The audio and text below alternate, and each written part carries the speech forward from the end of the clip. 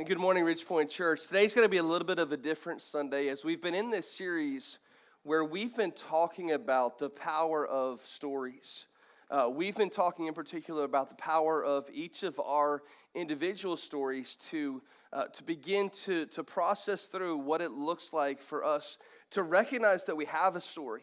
And once we recognize we have a story, and for every one of us, wherever we're at in our lot in life, if we think, man, either I've done so much bad stuff in my life, I can't see how God could still change and rectify my story, or if we're sitting here saying, I've already lived a lot of my life, how can God still use my story? Or maybe we're at the beginning of life and we're saying, I'm not sure, I'm so young, I'm not sure how God could ever use me at this juncture in my life. We're saying every one of us has a story, and the first phase of this is recognizing the story. Last week we talked about once we recognize the story, how do we maximize our story? And this week we've been kind of talking about this idea we're going to digest this morning of understanding parts of our story that don't seem to make sense. You see, if I recognize this picture that God is this big God and that he's in control, which we talked about last week, he is. If I recognize that about God, even with the human responsibility, I say, God, I believe that you're good. But there's parts of my story that just don't seem to fit with everything else that I know about my life. And also, God, they don't seem to fit with everything else that I know about you. And I think probably, and I've been careful throughout this whole series to say, every one of us has a story, and every one of us, our story is just as powerful. But sometimes there are stories within our group, within our family, that we say, man, that was an especially powerful reminder of the goodness of God even amidst the darkness. This week, and then next week, we're going to share a couple of those stories that were really, really powerful in the past year. So I'm excited. If you would help me in giving a big Ridge Point Church welcome to Brenda Cape as she joins us.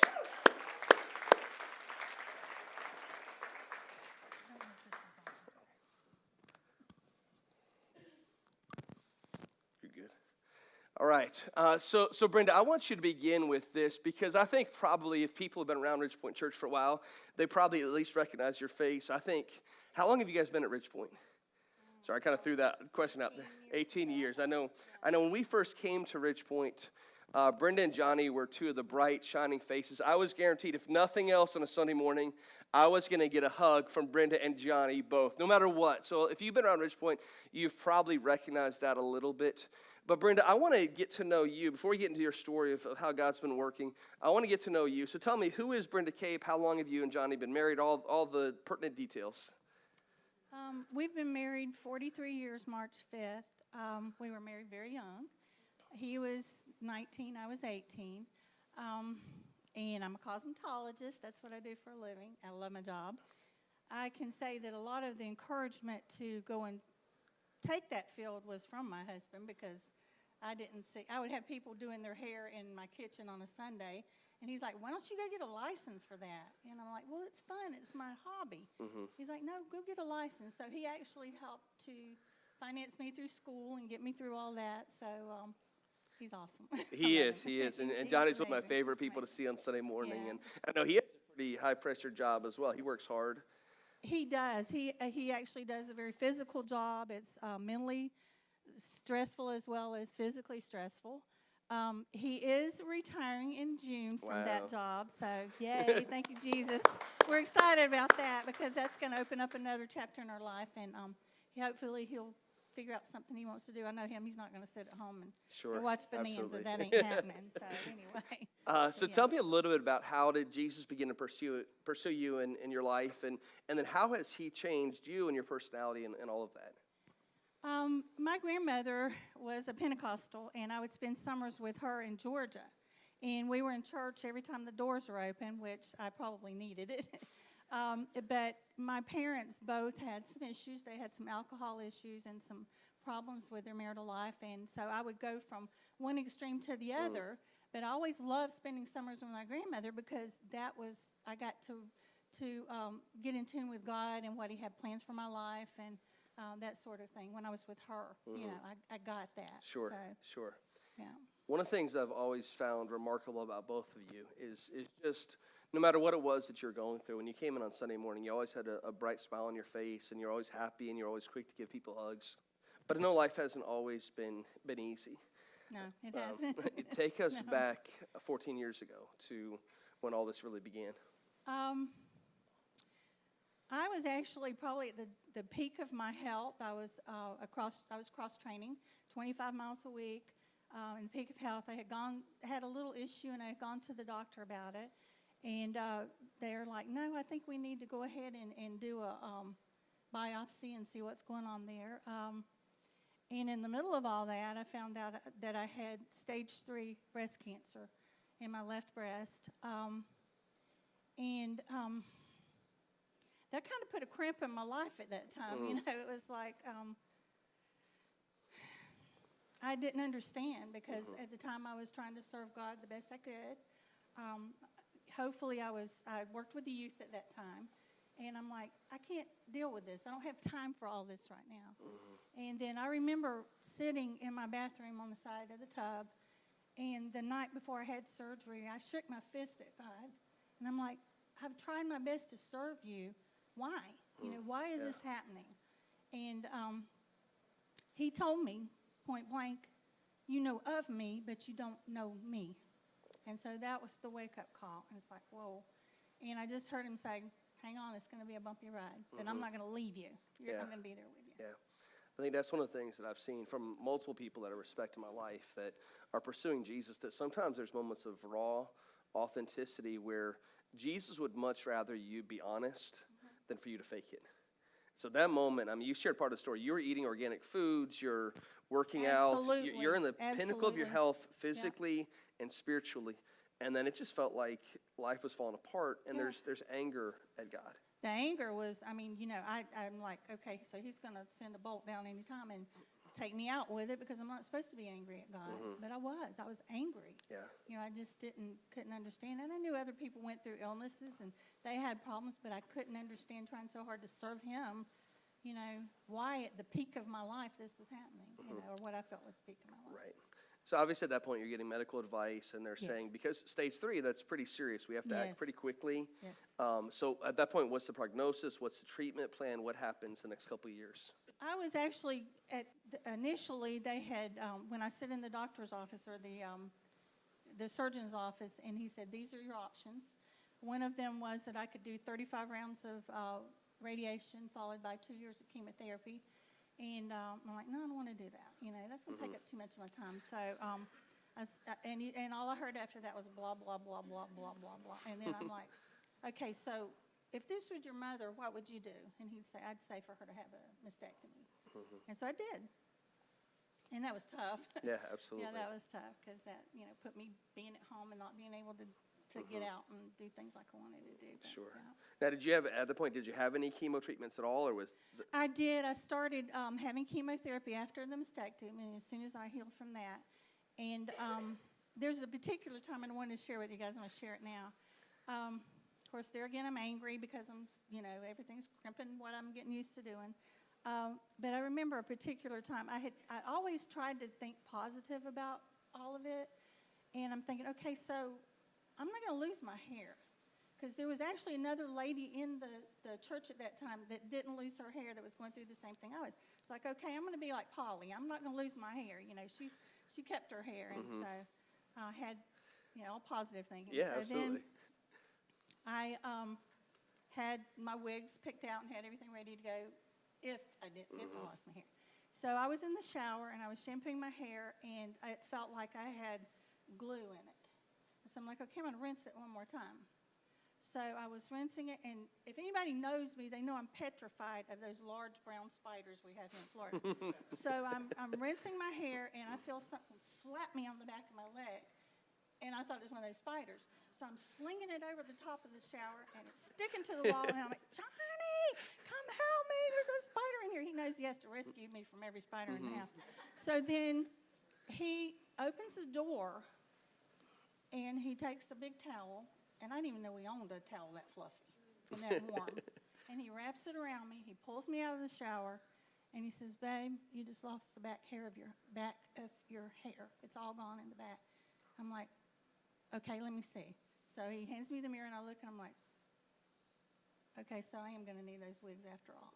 And, you know, it was like that was a turning point in me saying, God's got this and we're going to get through it. But Right. to have him just pull me out and not freak out with me and hold me and comfort me, Yeah.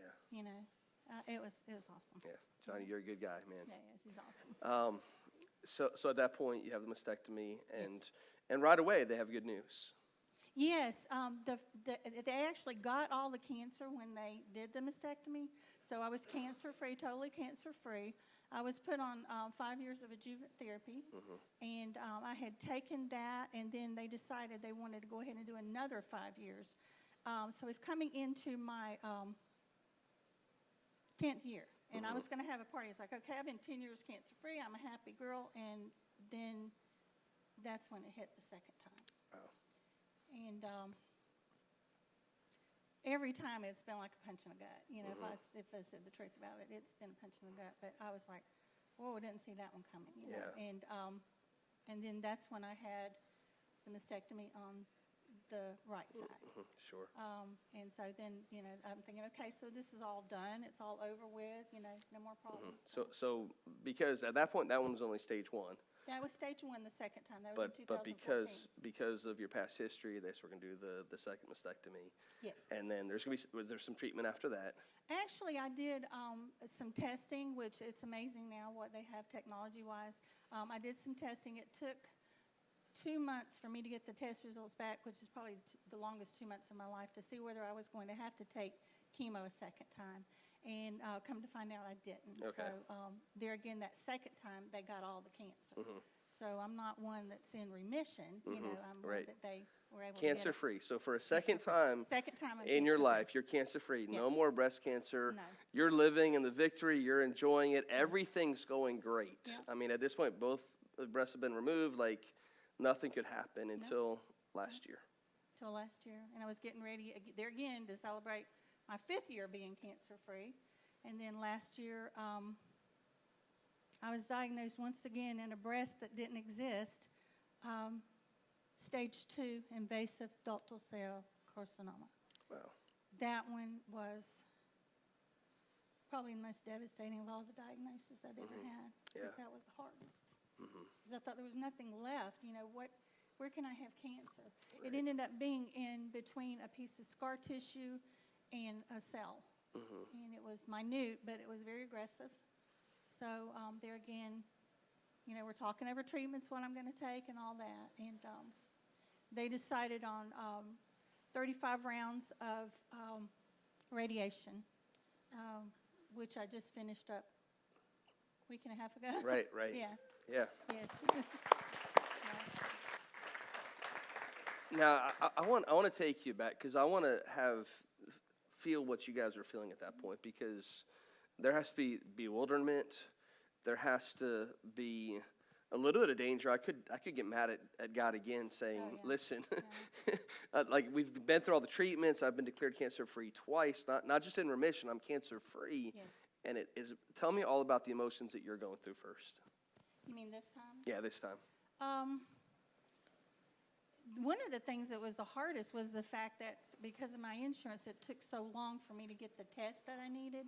They actually found the lump in August of last year, and I didn't have surgery until November of last year. So there was all those months of stressing and, you know, wondering, is it somewhere else? Because at that point, I didn't know if it had spread somewhere else, because they told me there was a good chance that it could have spread somewhere else. Sure. And then they did the PET scan, and that was the only place, and it was in that one area. So they did surgery on that. But Absolutely. And so you're feeling the loss, bewilderment, the frustration, being frustrated with the insurance, all that stuff. yes, But also know that you have a guy behind you that feels different feelings, doesn't feel exactly what you feel, but sometimes he feels even more helpless, that he can't do anything to help. he's my rock. I know that when we first started at Ridge Point Church, I had been coming here for about 4 or 5 years, and he started. We'd been married 29 years, I think, at that time. And he didn't want to go to church. So he started. So the first time, he was only 2 months out, a new Christian, when I found out I had cancer the first time. So, you know, he's always been encouraging, though. He's always like, you got this. God's got this, you know. And there's times I get aggravated and say, well, you know, whatever. whatever. And he's like, no, God's got it. You're okay. You know, you're going to be fine. And so there's always that voice of encouragement there from him, of absolutely. course. But I remember, I think it was this time, if I remember correctly, that we found out, we knew you were coming, you asked us to pray for you, as you do every time you come upon the check, but didn't seem like that was the possibility, and then word started to trickle out that the cancer was back, and I remember giving you a call and trying to talk to both of you, and I think at that point, Johnny couldn't even talk, like he was just so overcome with emotion, and that's a difficult spot to be in, because now you have to ramp back up and say, we're gonna attack this thing again. But you guys did that. It's another 35 rounds. Is that what you said? 35 rounds of radiation. And then to top all of that, you're finished now. And then there's something special we have right here. Talk about this right here. if I talk about that, I'm going to cry. This is from my doctor. It says, Dear Mrs. Cape, we are pleased to inform you that the results of your exam are normal/benign. Shows no signs of cancer.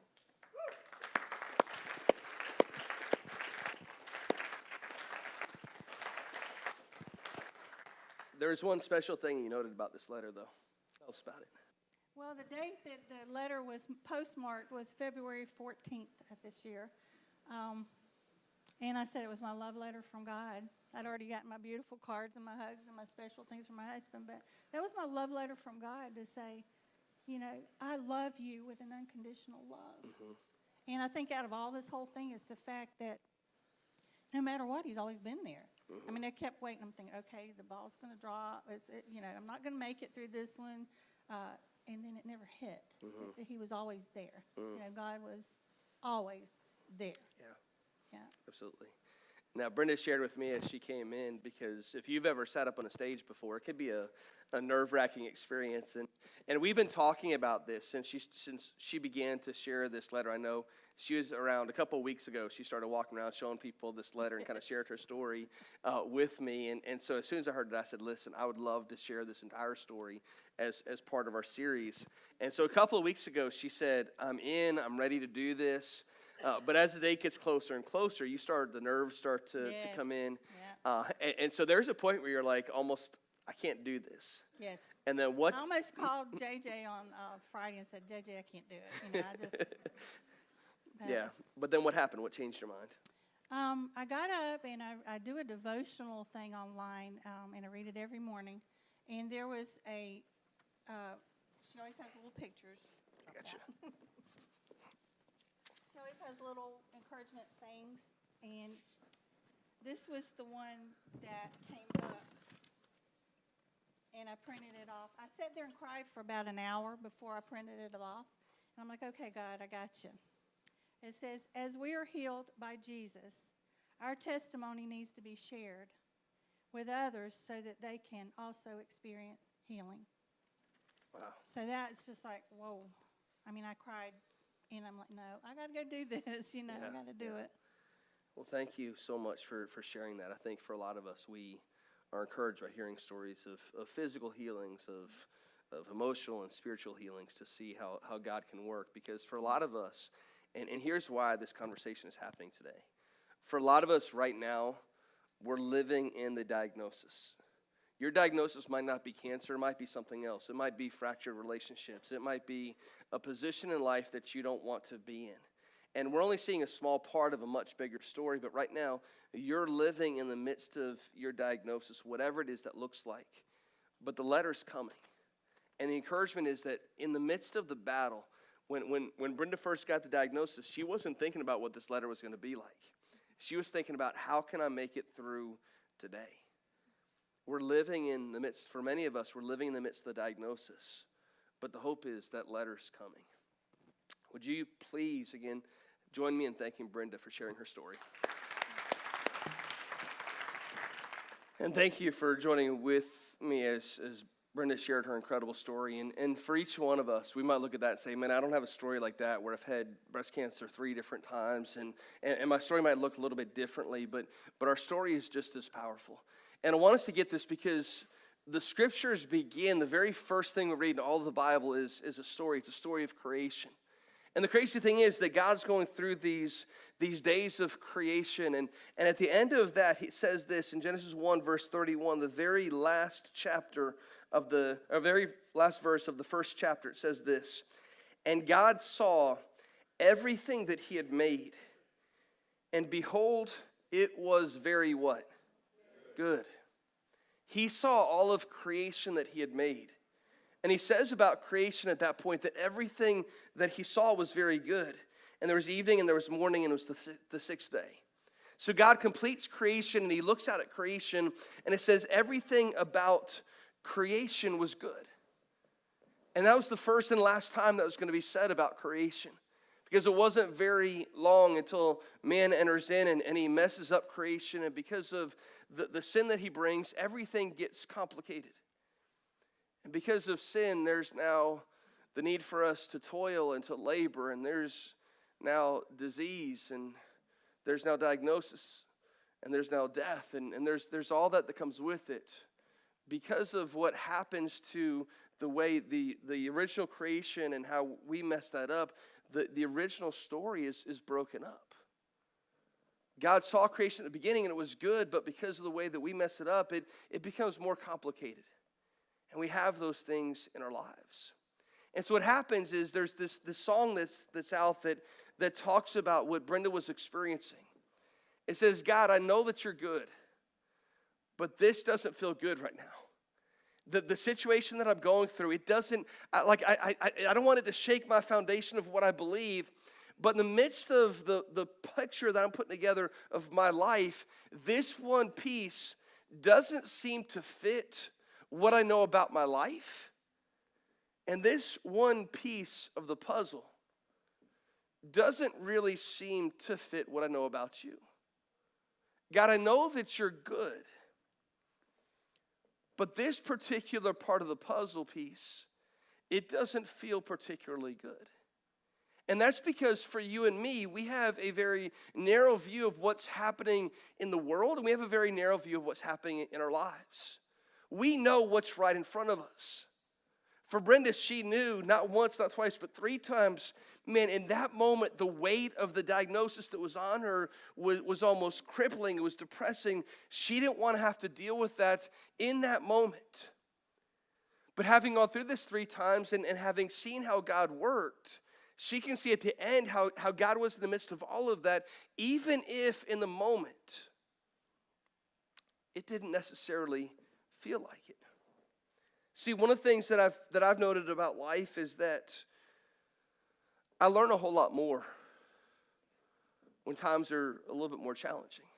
I like when times are going good. Like, I'd prefer for times always to be going good, but that just isn't realistic. And I learn a lot more when those times are challenging.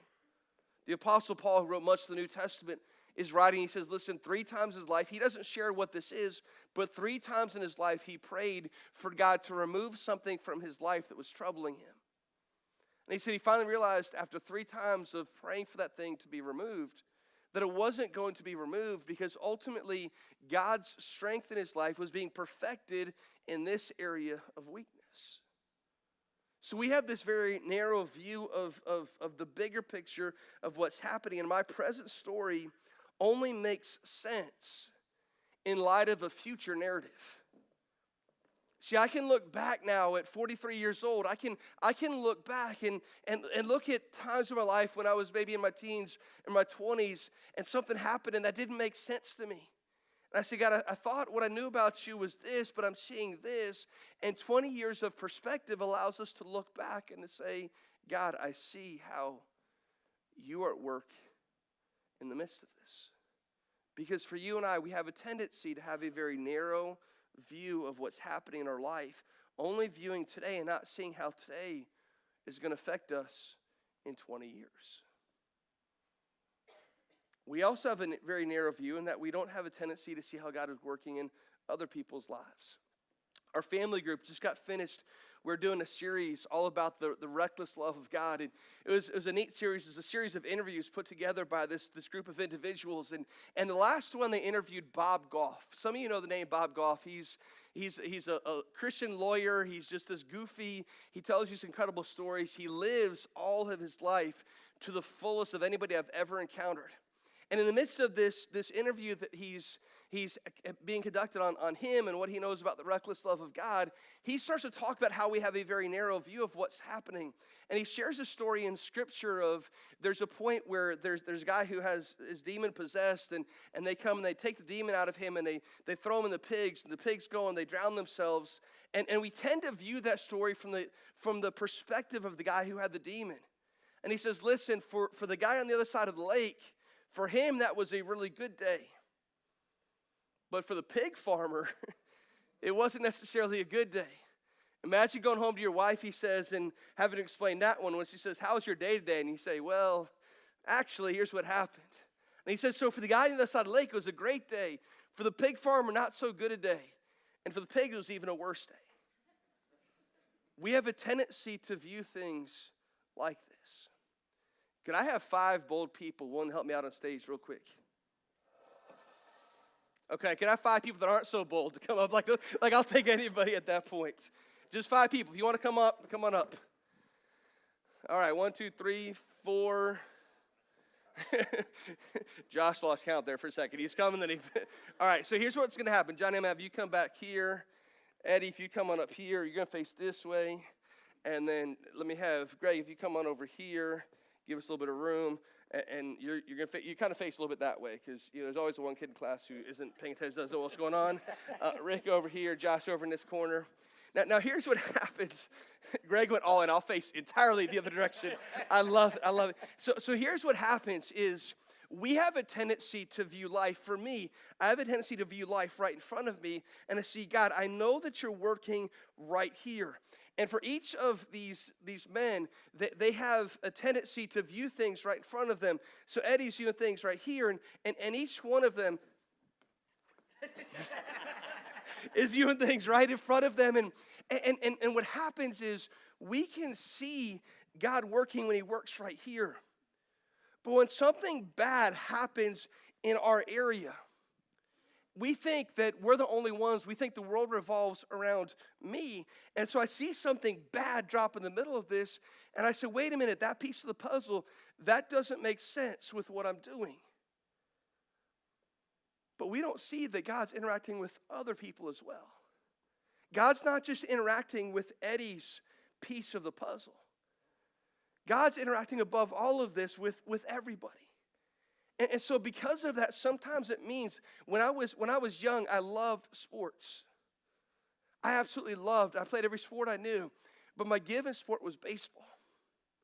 And I remember I used to love going to baseball games. I used to love going to baseball practices. In Florida over the summer, like 2 out of every 3 nights it was raining. And so I used to pray saying, God, please don't let it rain tonight. I want to go to baseball practice. And more times than not, that prayer wasn't answered the way that I wanted.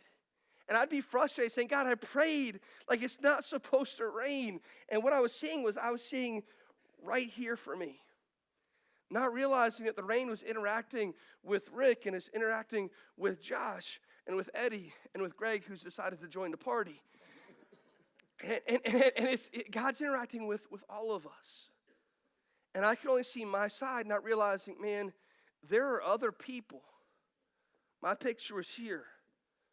But there are other people whose livelihoods, man, there are farmers in our area, that their livelihood was based upon them having rain. There were other workers, and there were other people. There are people right now in third world countries that would love to have the rain that we do. Because for them, water was a source of life. But for 12-year-old JJ, all I knew is rain is canceling my baseball practice. Our present story only makes sense in light of a future narrative. And our present story only makes sense in light of other future and other present narratives. See, God's working in my life, but God's also working in other people's lives. And sometimes the very thing I'm praying for, because it would be to my advantage, is the same thing that another person is not praying for, they're praying against. And so sometimes, not always, sometimes, we struggle to figure out how does this piece of the puzzle fit, because all we see is our puzzle.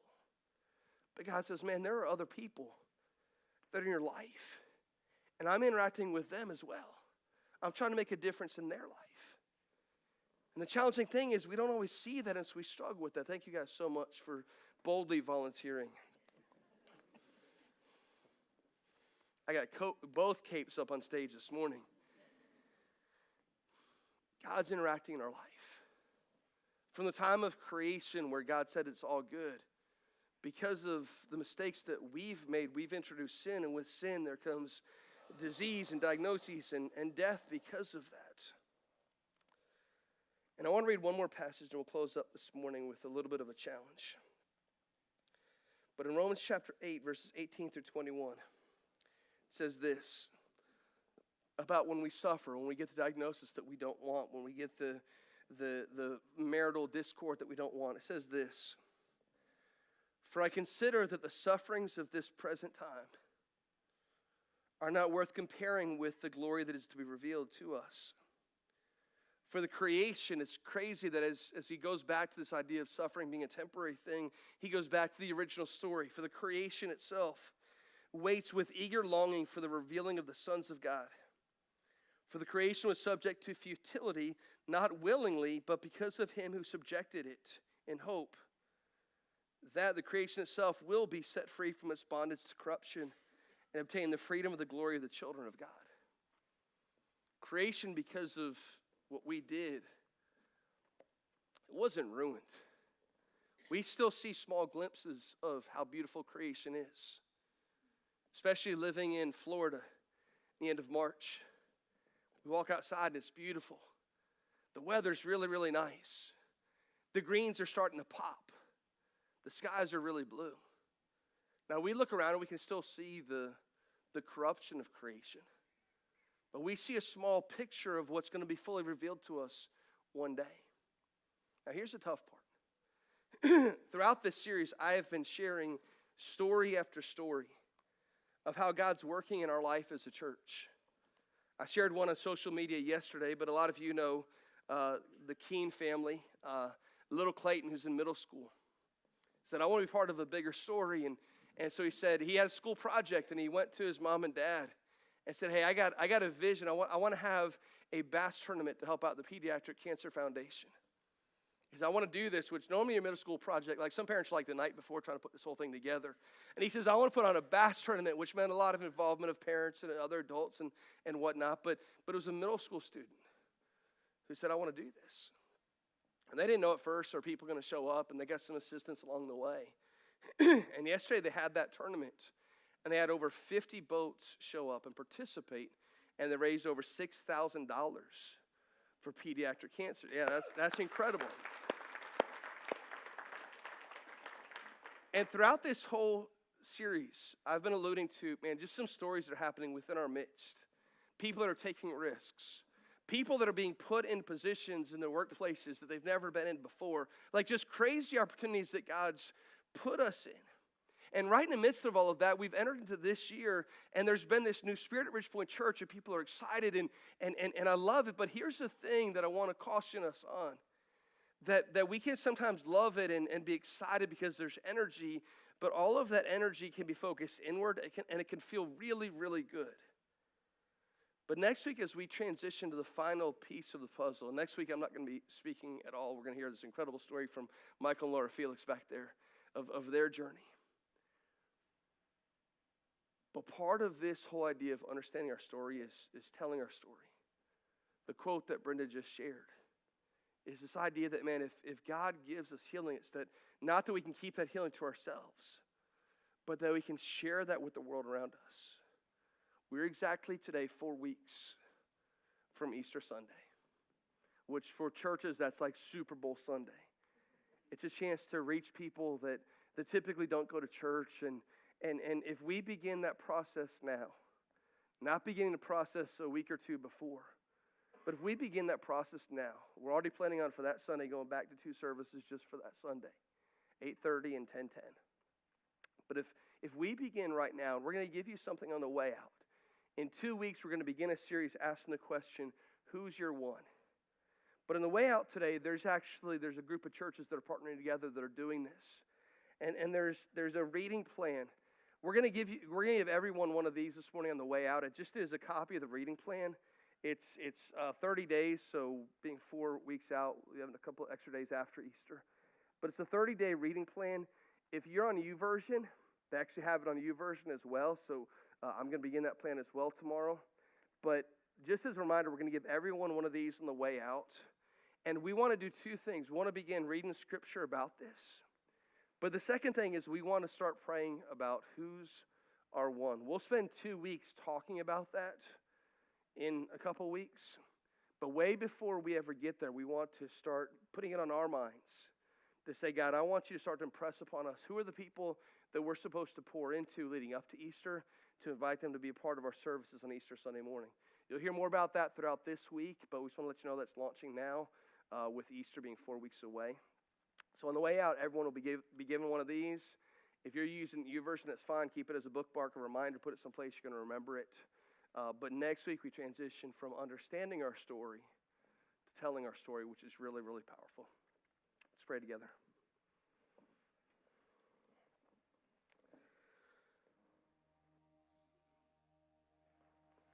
God, first of all, I just want to thank you for the way you interact with our lives.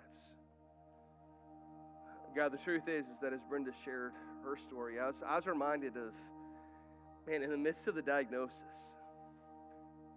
things seem really bleak. They seem really tough. And God, it has a capacity to do one of two things. It's either going to make us bitter or it's going to make us better. And God, honestly, at times it does both. Brenda shared her story of being bitter at first, at the initial diagnosis. But God, how you used that in her life to make her better and ultimately to produce in her life a deeper walk with you than she ever had encountered before. And God, the truth is that for most of us, as we go through seasons of our journey where it isn't working out like we want it to, this wasn't what we read on the brochure of what it means to follow Jesus. But God, you're working in the midst of all of that. And that the openness, the transparency of us admitting our bitterness can lead to us having a deeper walk with you. Now, there's some people here this morning that have been holding on to bitterness. They've been holding on to grudges. They've been holding on to things that have pulled them apart from having a committed relationship with you. And they hide behind the facade of saying, everything's okay and I'm okay, don't worry about me. And God, deep down inside, there's a brokenness, there's a longing to truly know who you are. And to experience joy amidst that darkness. God, for the people right now that are in that season of darkness, whether it's because they're still living in the diagnosis, or whether they've been through, but they've hung on to the bitterness, God, I pray that your Spirit would break through that darkness. And God would bring them a light that's found only in Jesus himself. And God, if we've arrived at that spot, I pray, as Brenda just shared, that we've been healed, whether it's physically or emotionally or spiritually. We've been healed to be that light to others. God, allow us to be that this morning. It's in Jesus' name we pray. Amen.